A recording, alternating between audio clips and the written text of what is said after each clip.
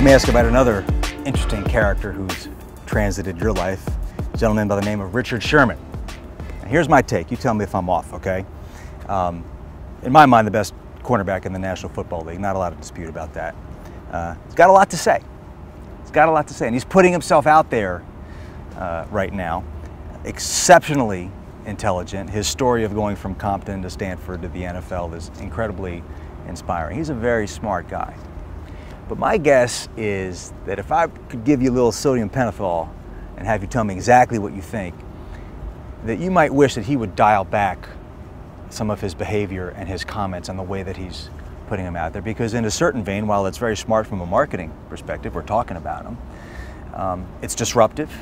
And in a lot of ways, frankly, I think it's disrespectful. It's disrespectful to the opponents. It's disrespectful to the game that's been so great to him, great to you. And it causes problems. This is where your head coaching hat comes in, causing problems for your coach and your franchise that maybe they don't need to deal with. Am I off base? I think everybody has an opinion on Richard. He's one of those lightning rod human beings.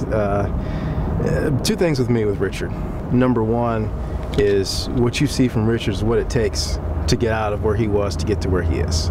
You need to be an individual. You need to be self-motivated. You need to be able to handle critics. You need to be able to handle people in your face saying, you can't do this.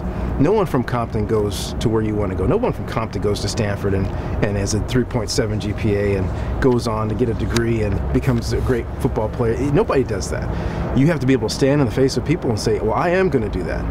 You have to be bold. You have to be, and I don't want to use the word arrogant, but you have to be confident beyond reason.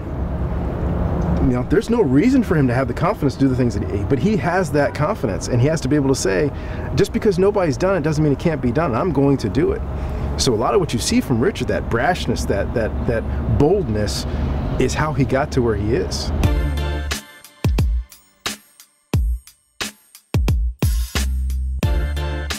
Richard trusts me a lot, and I trust Richard a lot. We've been through a lot together, and we stay in communication. And there was a point in time at Stanford where I wanted him to tone everything down. And, you know, he tried for a little bit, but then you don't get greatness. You don't get greatness by being toned down, you know? Everybody wanted Deion Sanders to stop dancing and stop talking, and he couldn't, you know, because that's who he was. So sometimes you want to get greatness, you get an extreme personality. Now, Richard and I have talked about handling things the best way possible, and he's gotten so much better. He really has. Is he perfect? No.